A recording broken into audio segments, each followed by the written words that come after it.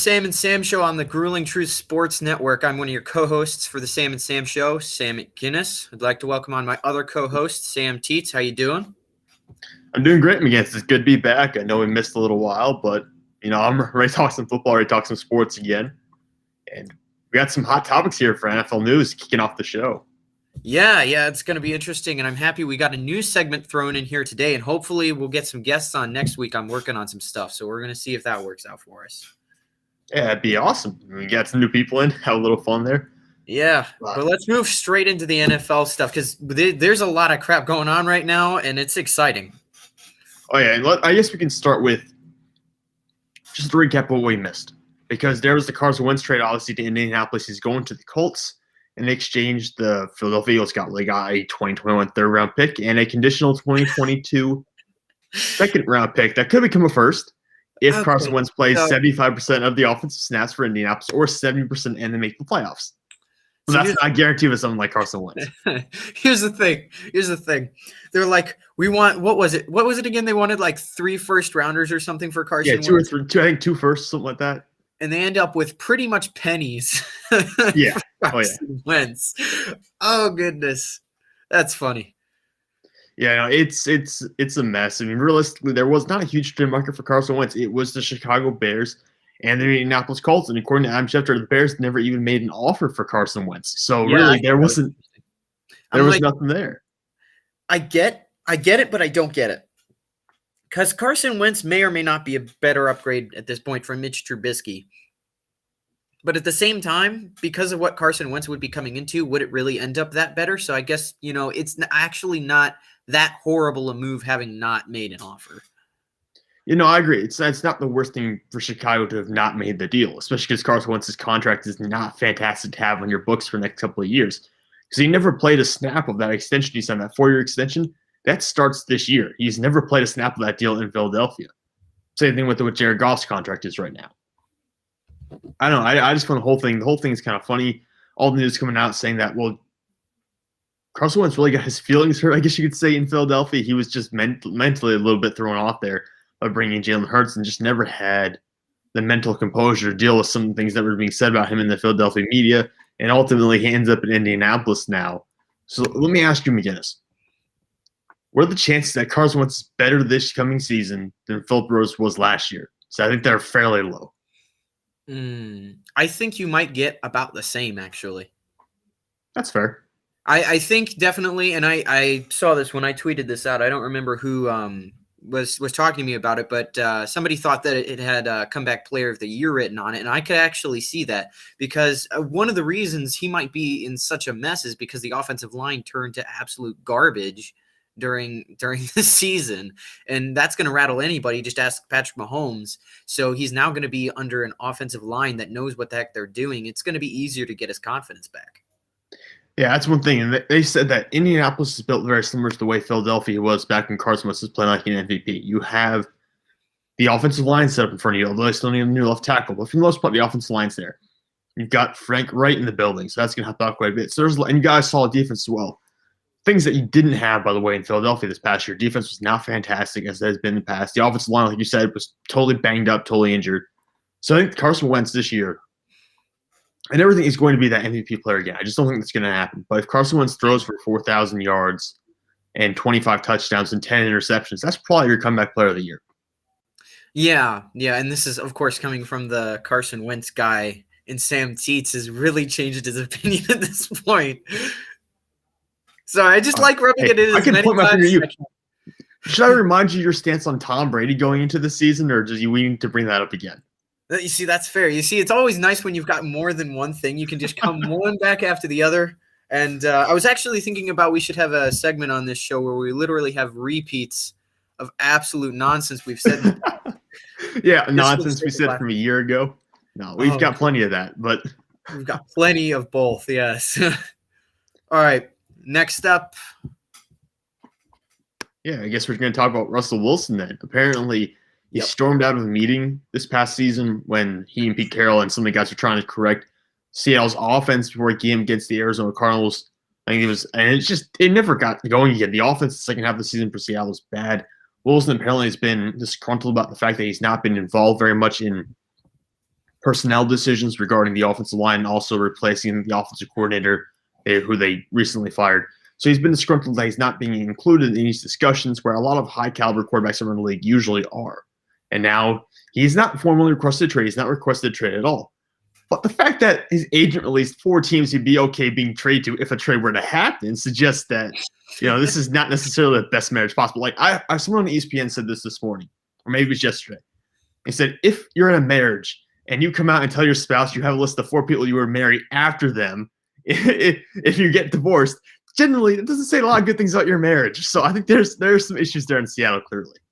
Yeah, and also note 1/3 of the league called. So yeah.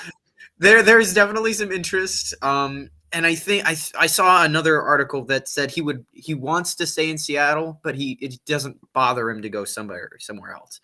And that's one of those situations for me where I'm like, if it doesn't bother you to go somewhere else, I have a feeling that's going to end up with you going somewhere else. Yeah, it might not happen this year. This is the important part. It doesn't have to happen this year. It could be next year when he gets moved. It's going to come. I don't know. Seattle goes 8-8 this year and misses the playoffs. I think it would be inevitable that they trade Russell Wilson next year, given the tension that already exists in the building.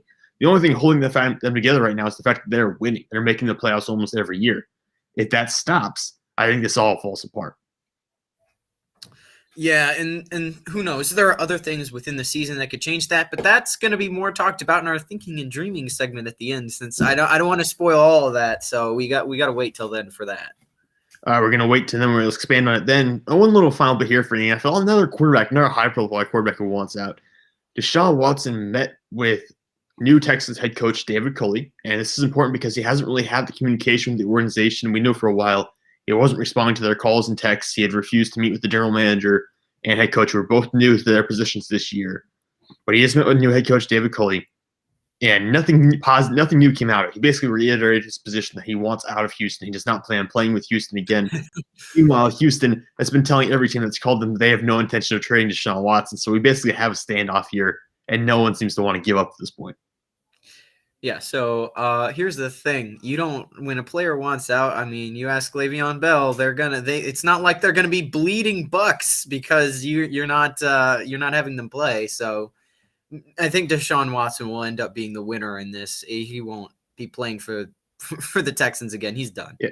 Usually the players are. So I have a feeling that this is just unsalvageable. And knowing the way Deshaun Watson is, it's not like him to hold out. He's not the kind of guy who will put himself necessarily before the team.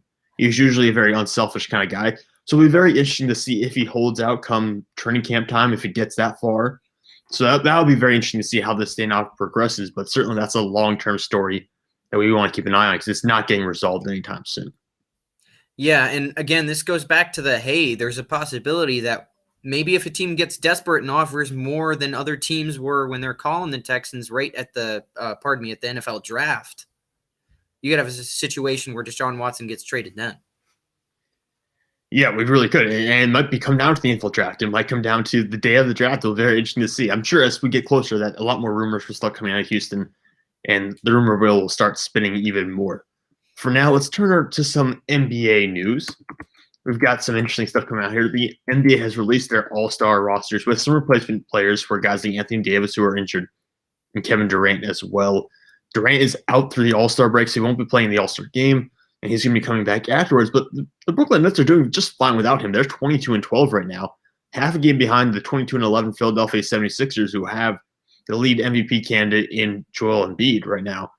So they're half a game out of first place in the Eastern Conference. And this is a team that was floundering when they put together their big three of Kyrie, James Harden, and Kevin Durant. But now with Durant sidelined, it seems like Irving and James Harden have kind of found their roles on this team. Sometimes duos are better than trios if they're more comfortable with each other. It just depends on the group. Yeah, I think a big part of this turnaround, too, has been the fact that James Harden's not taking as many shots as willing. He's getting triple-doubles again. He's passing, he's rebounding. He's not doing just offensive ISO stuff anymore. He's kind of letting Kyrie Irving do more of the ISO stuff. And Kevin Durant, when he comes back, will probably just fit into this nicely because he gets his shots automatically. He's not a guy who has to be in isolation to get his shots. He'll kind of take them from wherever. So really, I think Durant coming back won't affect this rhythm whatsoever. What has really helped them has been the fact that their defense has kicked it up a notch here in recent games. where that was horrible originally, and now things seem to be turning around a little bit. Like I said, half a game behind Philadelphia. I mean, Brooklyn, Philadelphia seems to be the far best, the front runners in the Eastern Conference right now. I know the Milwaukee Bucks are 2 games back at 20-13, but realistically, I think they'll just die in the playoffs again because you need more than Giannis.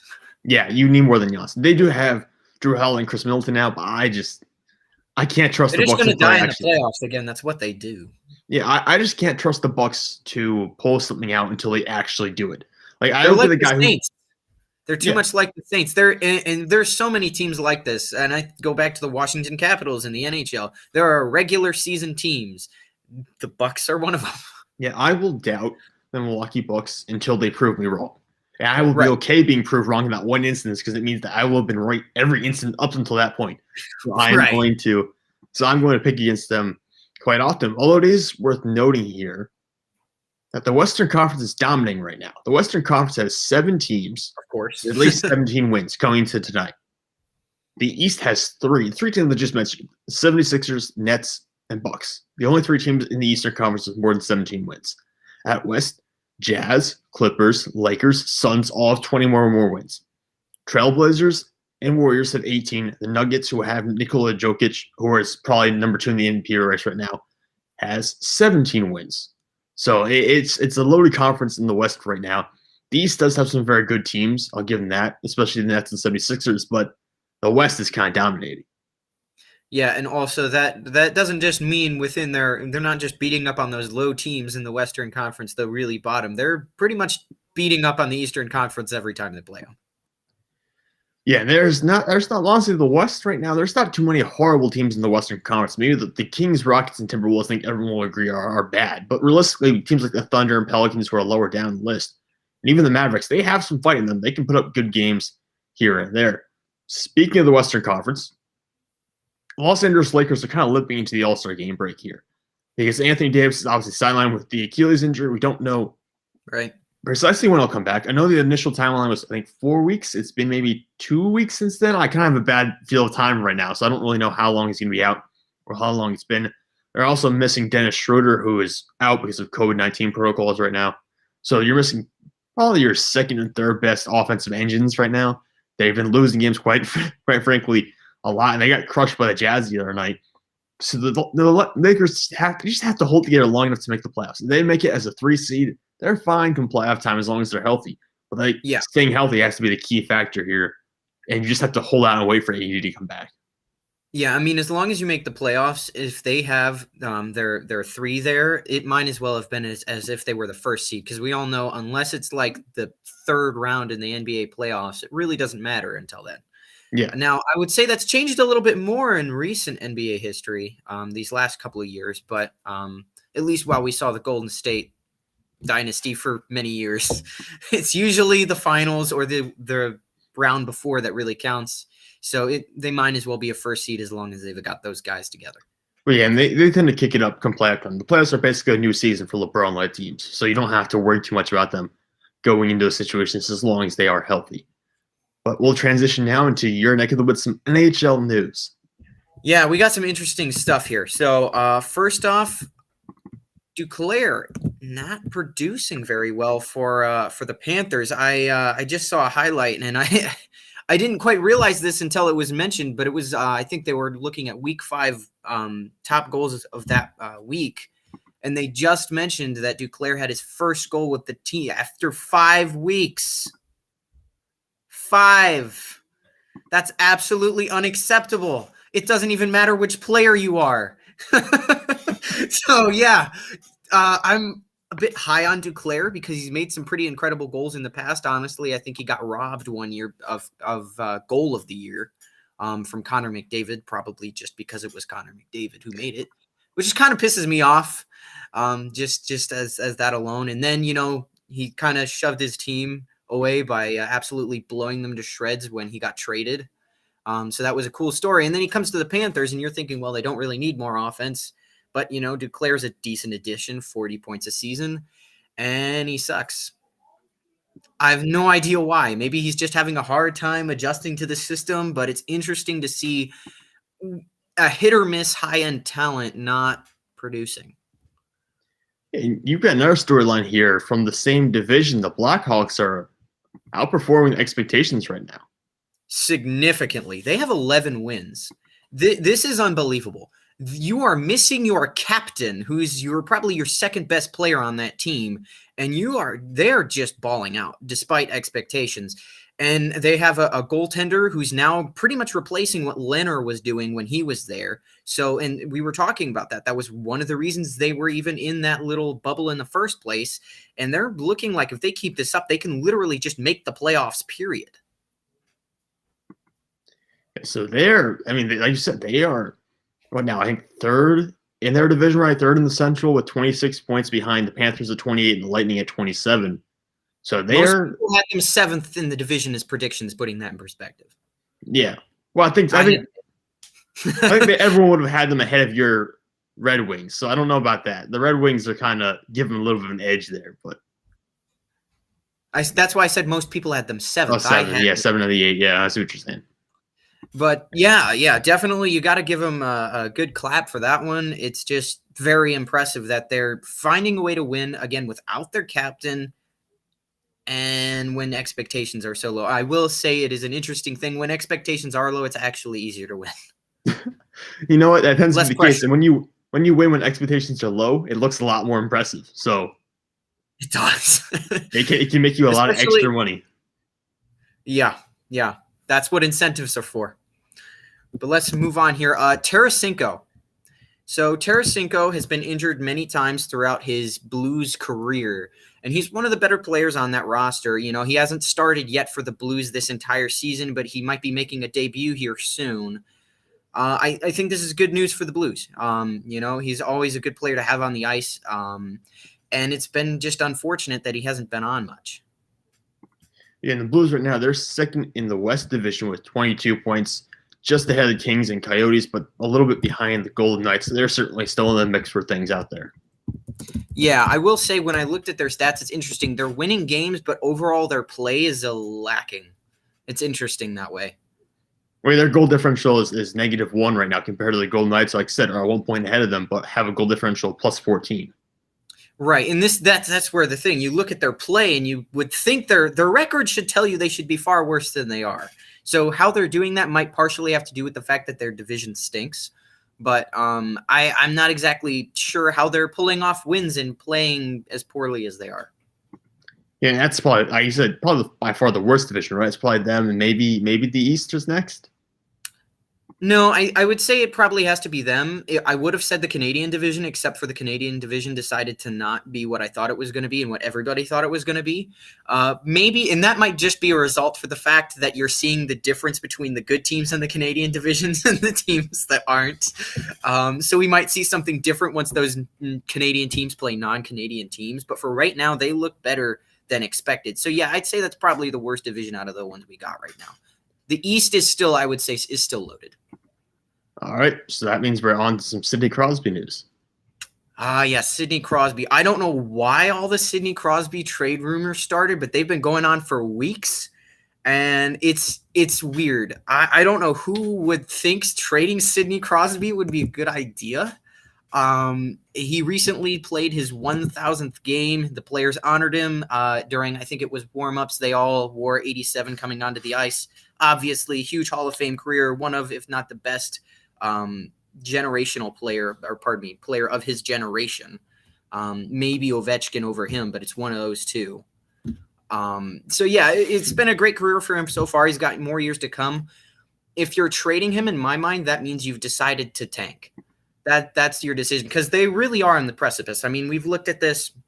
They've had struggles in the playoffs these last few years, and if you take away Sidney Crosby, that's pretty much it.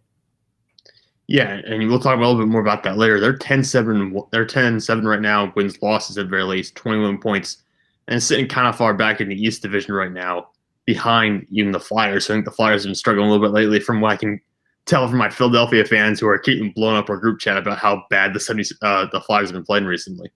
So I'll explain why this is. So take away they lost 4 times to the Bruins. Also, they've played the Bruins 4 times so far, which is part of the reason. If you take away those 4 losses and even divide them out 2 and 2, their record looks a lot better.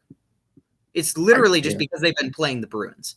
And, that's fair. The Bruins are the Bruins. I would have hoped the Flyers would have kept up by beating them like they have in the past before. But, you shouldn't be too upset that they're kind of getting clobbered by the Bruins. I will say losing 4 times to them is a little bit too not a great sign. But I will add this. Philadelphia fans tend to be doomsday fans. So if anything goes wrong at all, Philadelphia fans think the sky is falling half the time. So I wouldn't worry too much. I have a good feeling the Flyers are going to be coming back again when you play the Bruins 4 times early in the season and your record is a little off. You shouldn't be too out to lunch to say they could make a comeback if they have an easier schedule coming up. All right, we're on to some news about Marc-Andre Fleury. Yeah, so Marc-Andre Fleury last year and the year before was having struggles in net overall for the Golden Knights. They went out and got Robin Lehner, which I thought was a great move. He performed very well and has continued to do so. But Fleury has turned back into the Hall of Fame self he has been in the past and has 3 shutouts so far this season and is very well up for Vezina in my mind. So what a comeback on his part. And clearly, in my mind, at this point, he should be the number 1 goalie. Well, yeah, like I said, pulling it back to the point where he was a Hall of Fame caliber goalkeeper, where he's up there certainly for the Penguins during his time there. That's one of the reasons why Pittsburgh was so good for the Wasps. They had him on the roster. And if he's able to pull it back, it'll certainly be something for them. Because he went to the Golden Knights a couple of years ago, and he was good, but he was not maybe as good as he was during some of his peak years in Pittsburgh. So it sounds like he's getting back to shape, and that's good for him. Yeah, and if he truly is going to be staying there, this goaltending tandem might actually beat the Dallas Stars, Anton Khudobin, Ben Bishop thing. I think it's definitely going to be up there. It's one of those two. It's one of those two. Because Robin Lehner is phenomenal. I mean, he was even up for Vezina just a couple years ago when Andrei Vasilevsky won it. Honestly, I think either Ben Bishop or Lehner should have won it over Vasilevsky, but we don't talk about that because the NHL likes pandering, just like every sport does. But yeah, for me, Robin Lehner, high-end caliber goalie, easily top 10, and then Fleury is pretty much playing top 1 or 2. That might be above Ben Bishop and Anton Khudobin, which is insane because that's already a huge tandem on its own. So that's going to be an interesting conversation, hopefully to have at some point on the NHL show. All right, now into a conversation that's a little bit more serious about some accusations that came out recently. Yeah, so I don't know why this happened to come up, but Artemi Panarin got accused, I think it was, of punching a young lady in the face in 2011 or 2015. It was one of the two. And it was supposed to be back in Russia when he was playing on those teams, and all his teammates were like, that's insane. That doesn't describe the Artemi Panarin I know. And that seems to fit with what we've seen in the U.S. also. So this might just be thin air, but we don't know yet. He's taken leave for the team to handle this, so we're going to see how this all turns out. Yeah, certainly if accusations prove to be true, it'll be taken as a very serious matter here. But, you don't know these kind of things sometimes. Like, you obviously want to believe people are not lying about something as serious as this. But at the same time, if it's happened in Russia and it happened almost a decade ago or half a decade ago, it's going to be very hard to find proof unless there's some kind of video evidence. Right. And the thing is okay, it's Russia. Do I really first off, well, yeah, can you trust the teammates on any team, US or otherwise, to be trustworthy? No, they'll protect their guy no matter what. Russia. yeah. You can't trust what they're saying. So I don't know what's going to happen with this. I don't know whether he did or didn't. If he didn't, then doggone it, whoever is accusing him should probably have a consequence of some sort. If he did do it, absolutely there should be some sort of punishment for that. Yeah.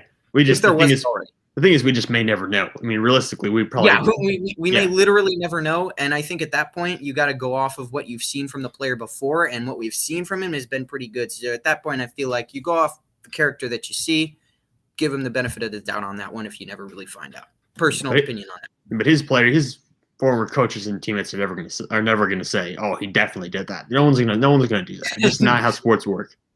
No, but you don't think Artemi Panarin to be a jerk. Not generally speaking. Yeah, so like I said, this has happened so long ago now, and if there isn't a video of it, I mean, it's going to be pretty hard. No video, no medical records of her going to a hospital afterwards. It would be very hard to prove something like that. Yeah, and now probably the best news out of it all.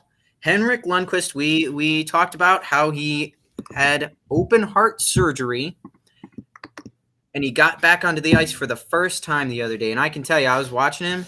He is looking good. He said he's feeling good too. So it's nice to see him back on the ice. Hopefully next season he'll be back on the ice for the Capitals also. And his career wouldn't be ended by something like this. But yeah, when I was watching him, he looked really good. Yeah, I saw a brief little clip of his too, and he looked pretty good out there on the ice. He looked like he was moving fairly well. And obviously, it just takes the rest of the year off. He'll have plenty of time to heal from this and then get back to hopefully playing at a high level, which is what obviously he would like to do and what I'm sure plenty of hockey fans would like to see as well. Yeah, absolutely. All right, now on to some grueling truths of the week. This is a new segment that you have added, and yes. Oh boy, this is an interesting one. Why don't you just hit me with it, McGinnis? All right. If Sidney Crosby or Russell Wilson get traded, their teams will be in rebuild mode. They will be committing to rebuilds.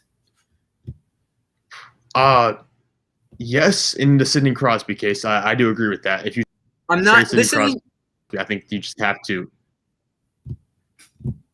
Go ahead. Sorry, this isn't necessarily like a thinking and dreaming question as much as it is just an opinion being thrown out there. So we'll discuss this for a minute, but this is less of a thinking or dreaming thing.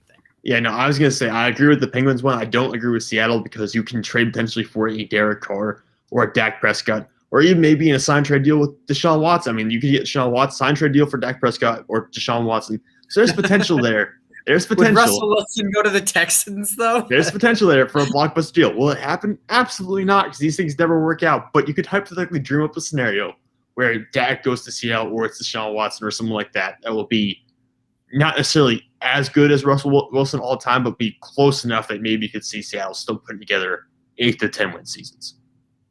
Also, I love how the camera is making my face look purple.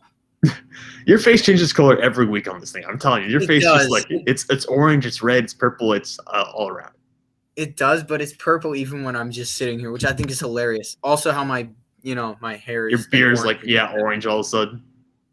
Yeah, it's like there's a little bit of orange in this in reality, but not this much. And my hair definitely isn't orange. It's hilarious to watch. If you get the right lighting, it can look like straight orange. It's hilarious. But we move on to thinking or dreaming here. And I'm gonna. I did the grueling truth of the week. Let's hear your thinking or dreaming first question. All right, first one. Carson Wentz will outperform Jared Goff in 2021, and I'm saying this partially because I a little believe it, and also because Jared Goff is now a Detroit Lion. I don't know how you can disagree with this. I don't think it's possible. I think you'd have to be an absolute moron to disagree with this in any way, shape, or form, because of course Carson Wentz is going to be better in some way. Jared Goff is already bad. He is going to get worse on the Lions. Don't you think anything different. He is going to be worse on the Lions, especially now that we have absolutely no wide receivers at all. So yeah, Jared Goff's pretty much screwed. And Carson Wentz is going to an improved situation, and he's a better talent than Jared Goff. Yeah, I'm going to have to agree with you. That's thinking. I do think Jared Goff outperformed Carson Wentz this past season, but realistically, he's going to a team with a far worse condition than what Wentz is taking a step up going from Philadelphia to Indianapolis. Goff's taking a step down going from LA to Detroit. Maybe Absolutely. A few steps down. All right. Yeah, a few is more accurate. All right, I'm going to hit you with mine. Despite the noise, Dak Prescott will be a Cowboy in 2021. Yeah, I fully expect that. Jerry Jones has this habit of not being able to accept when things don't go his way. So I imagine that they'll franchise tag Dak again this year. And so he'll tag him again.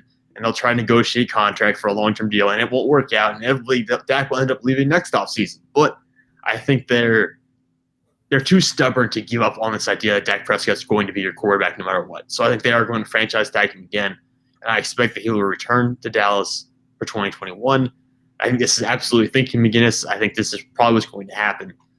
But barring some kind of extreme trade put together, like I said, with the Russell Wilson type of situation, barring something extreme like that, I don't see Dak Prescott playing another uniform on in 2021. Yeah, and here's another thing. Dak Prescott is starting to play at the level I feel like at least at the beginning of the season, he was playing at the same level kind of Derek Carr was. So if he does keep that up, there's nothing saying he can't just be the answer. So sign him to whatever deal you're going to because he's improved from what he was in the past. Yeah, Dak is a good Dak's probably – I think I had Dak ranked ahead of Carson Wentz last year, or maybe just behind him at like 8 or 7 in the rankings or something like that. He's lower top 10. Yeah, he's top 10 though, and that's what matters. He's good enough to help you out there if you put a good supporting cast around it and make you a playoff team, make you a good playoff team.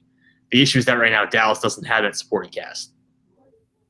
Honestly, if you've got a top 12 quarterback, you don't need to do anything else. Like if it's lower than that, you might want to find something. But if you're not, every team has the ability to try and go for the playoffs. If you're just looking for a workable quarterback that can win you at least a playoff game, top 12 is fine. And you've got lower top 10, like that's solid. Yeah, there's not much of a difference between QB 12 and QB 8 in the NFL right now, or QB 12 and QB 7. There's not much of a difference realistically. That's kind of the same group. It's when you get to that top 6 where you start seeing the guys who are like MVP level candidates. That's different. But right now, being that 12 to 8 range, it's very similar. There's no need to move around within that range. Yeah, no need at all. All right. You want our next one? Next one. If the Penguins trade Sidney Crosby, the fan base is going to go ballistic. Yeah, I think they love him and worship him at night. So, yeah, I think the fan base, and you would know this, we got more pain to rub into you a little later. Just a little bit. I would know this just a little bit, McGinnis. But, yeah, Sidney Crosby trade would be pretty much the end of you. Because here's the thing. The Penguins are at a teetering point here. If they add some pieces that fill in nicely, they could become much better. But if they lose Sidney Crosby, they instantly go to rebuild mode. So they're pretty much on the teetering point at which they have to decide whether they're in or out of this thing, which maybe that's why the trade thing came up. But I don't even know if the organization is actually even wanting to trade him, or if there even calls, or if this is just rumors that are being brought up. Because I don't put much stock in the rumors itself, but also because this would be, and this is not necessarily saying one for one because Kobe Bryant was at a much later stage of his career than Crosby is right now at the time, but this would be the equivalent of the Lakers trading Kobe Bryant in like 2013 or around that range. That would be the equivalent of the Lakers trading Kobe Bryant for the last couple of years of his career.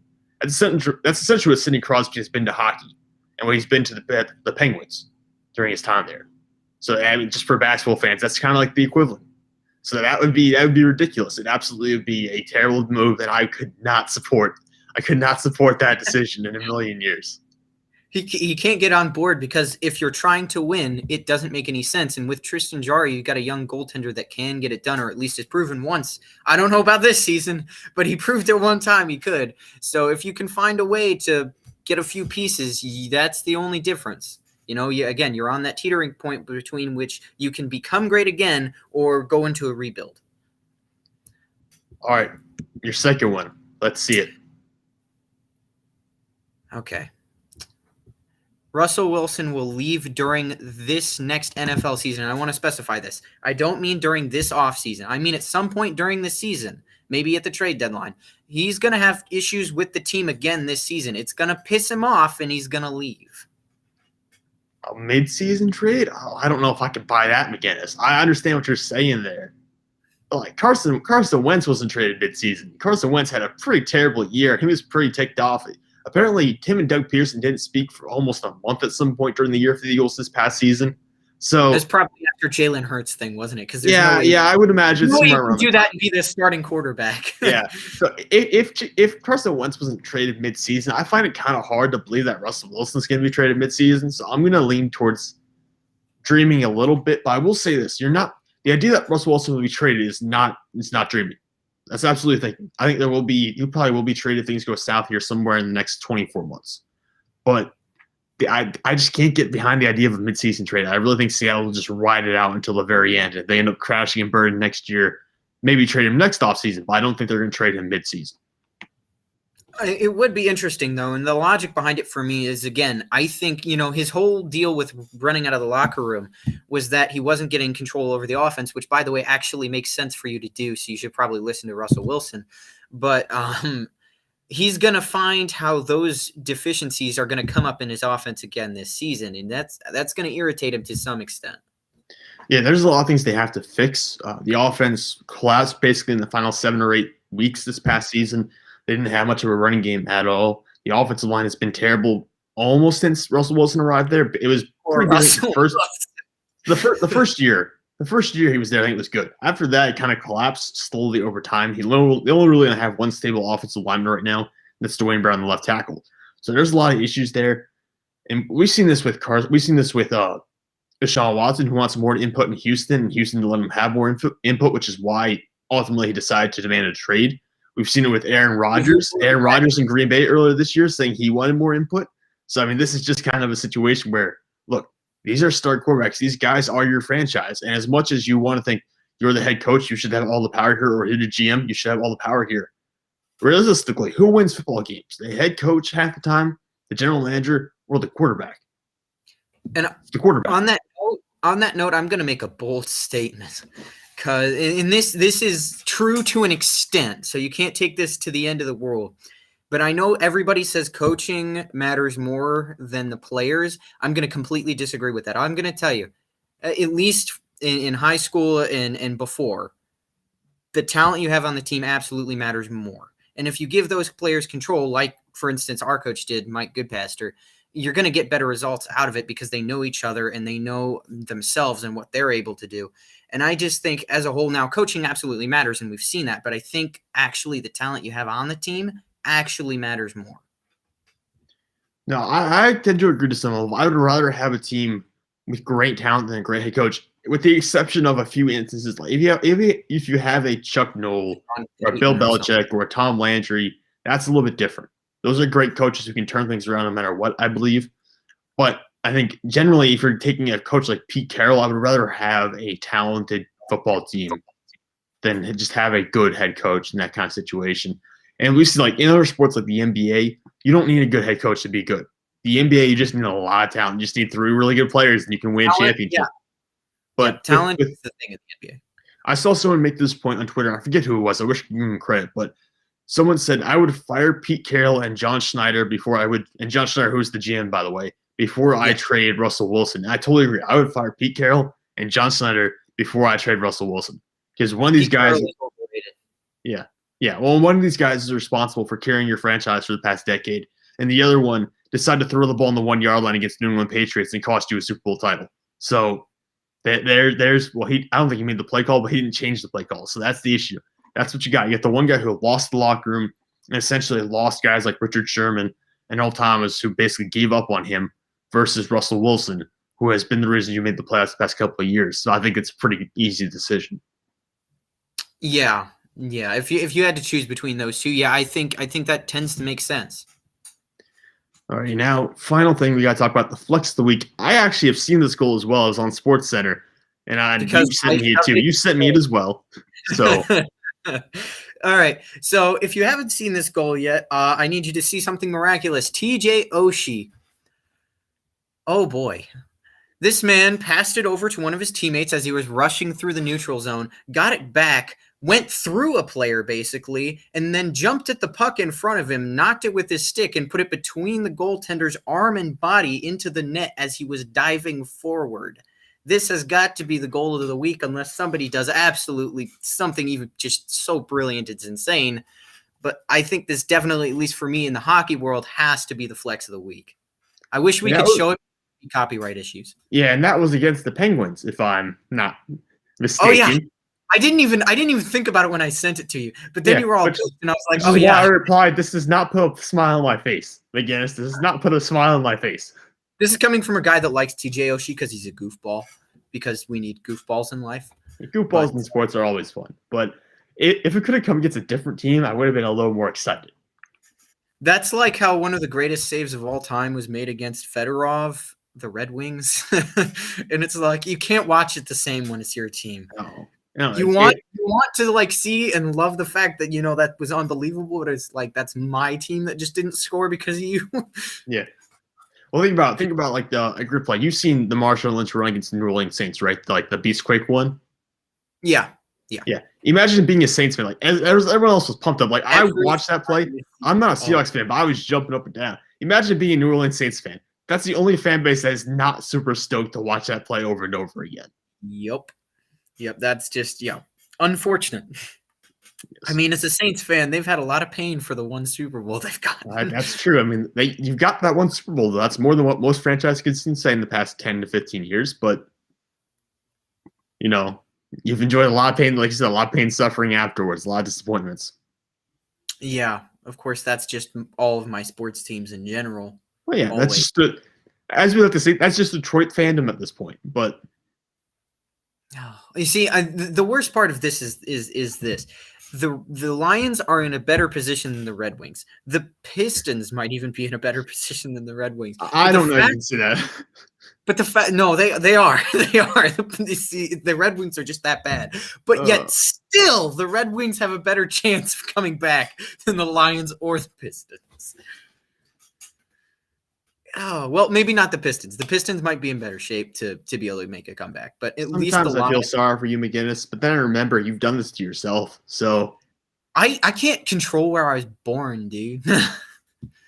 Just lie about it, McGinnis. No one's going to check where you were born. Just lie.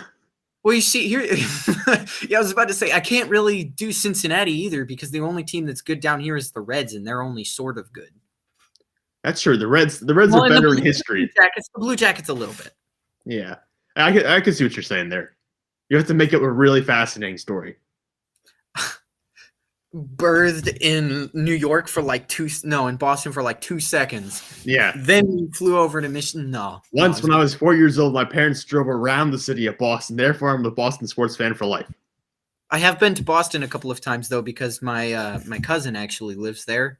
And yes, they are huge Patriot fans. Darn it. Good enough. So your cousin converted you to be a Boston sports fan. And there's your room, McGinnis. Suddenly you're at the City of Champions. You've got all the Super Bowls to catch up on and celebrate now. Look at that. Stanley Cup. Except I'm not absolutely an absolute garbage man in sports like that. That's just gonna take excuse reason because I don't like losing. It would be funny though. It would be funny. That'd be an excuse story. But yeah, we're gonna see if we can't get some guests on for next week. I have to make some emails though.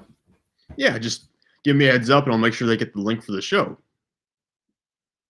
But we'll get that ready. Yeah, you got it. And we will have, hopefully, like McGinnis said, some guests lined up for next week. But we're going to outro the show now. We've gotten through, I think, everything we want to talk about, right, McGinnis? Is there anything else I missed? No, I don't think you missed anything. I mean, if we did, I felt like I missed something earlier when I was running through the NHL news. It wasn't really much of anywhere, but it was big enough that I was going to put it on there. I forgot what it was, but it could have been the Henrik Lundqvist thing. I don't remember, but it's not a big enough deal clearly that I remembered. So, or that is anywhere on the news. So it shouldn't be that big of a deal. All right. Well, then I'm going to outro the show here. I'd like to remind everyone that the Grueling Truth is sponsored by PathToPurity.direct. So you can go there and get 2 months supply of CBD for the price of one, as long as you do it through the Grueling Truth. And I haven't done this outro recently, because we skipped last week. We didn't have a show at all, an NFL show, at any point during this week. So it's been very, really? Yeah, we didn't. I did not know that. Mike had a lot of stuff going on. I don't feel like doing the show solo anymore at this point because I'm just very exhausted with the live streaming. So I didn't feel like doing a show by myself and just talking to a computer for 30 minutes. But anyways, thank you all as listeners to join in. I know we were over 20 live viewers at some point. Thank you guys for tuning in and watching this week. We will be back next week, like McGinnis said, hopefully with guests, Friday night, 9:30. Barring any changes, we will try to let you know if there are any. But hopefully we'll be back next week. Thank you guys for listening. Like I said, every week, Friday at 9:30. Sometimes it gets moved around, but we try to keep it stable. Hope to see you all next week. Thank you, everyone, for listening. And have